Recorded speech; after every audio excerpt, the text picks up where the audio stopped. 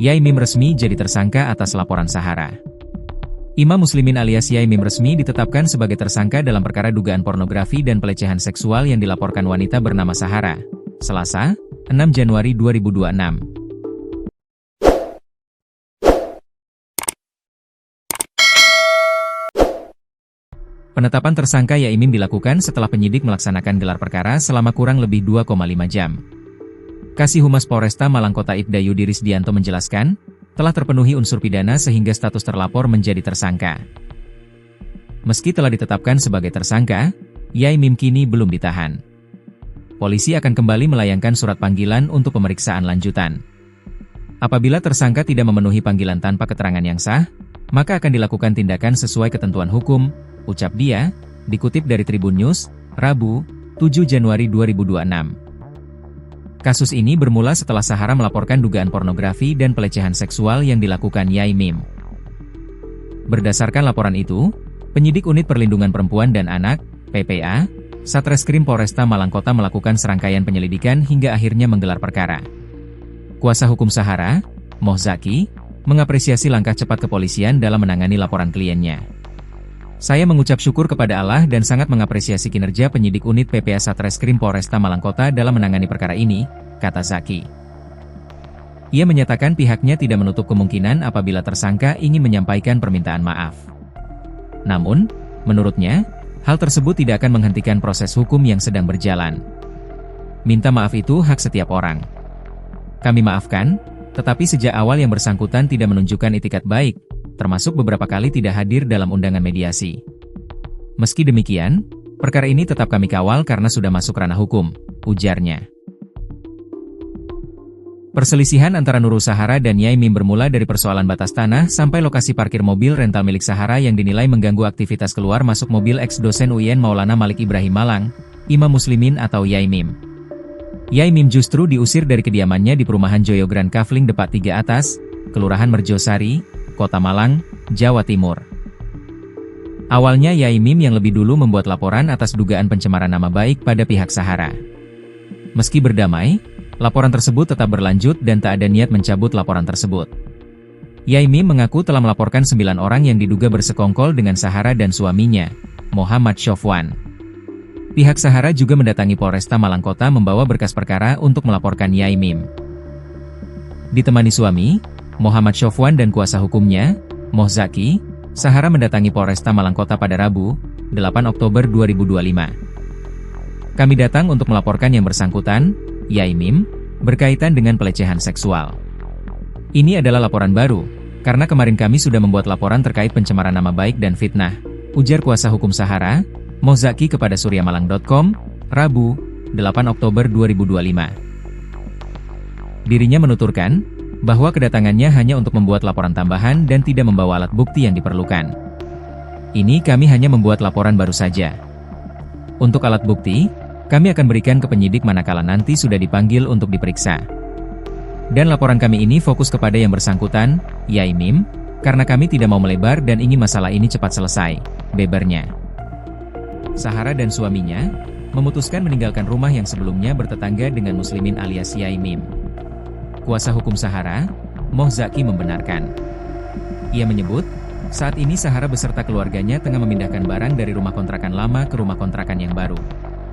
Zaki menyebut keputusan Sahara pindah tersebut sebagai langkah untuk meredam konflik yang seakan-akan tak berujung. Pasalnya, Zaki mengklaim Yai Mim masih mengganggu kenyamanan Sahara. Bentuk mengganggunya bagaimana? Silahkan lihat sendiri di sosial media TikTok. Daripada saya salah kalau ngomong langsung, ungkapnya melalui sambungan telepon, Jumat, 19 Desember 2025. Ia berharap, dengan pindahnya Sahara tersebut, konflik antara Yai Mim dan Sahara semakin mereda. Pindahnya masih di kawasan Kelurahan Merjosari. Tapi sudah cukup jauh dengan kawasan perumahan Yai Mim, jelasnya.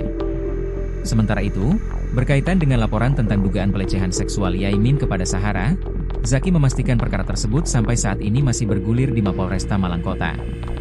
Proses hukum masih terus berjalan, ujarnya. Sebelumnya, mantan dosen UIN Maulana Malik Ibrahim dan tetangganya, Sahara berkonflik hingga menimbulkan keramaian di media sosial. Perseteruan itu bermula dari persoalan lahan dan jalan umum. Lurah Merjosari, Mo Saiful Arif membenarkan bahwa persoalan tanah menjadi salah satu konflik hingga meluas di media sosial.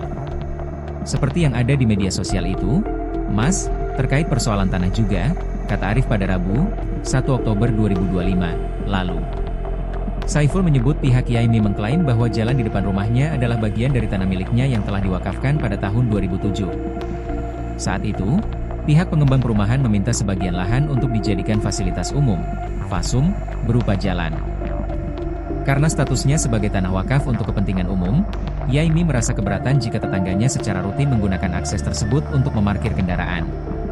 Sementara pihak Sahara membantah klaim tersebut.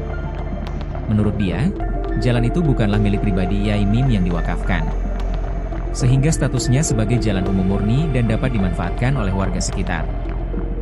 Diketahui Imam Muslimin alias Yaimi baru saja menjalani pemeriksaan di Satreskrim Polresta Malang Kota pada Selasa, 7 Oktober 2025. Alat bukti yang kita hadirkan itu konten yang diposting oleh Sahara Vibes.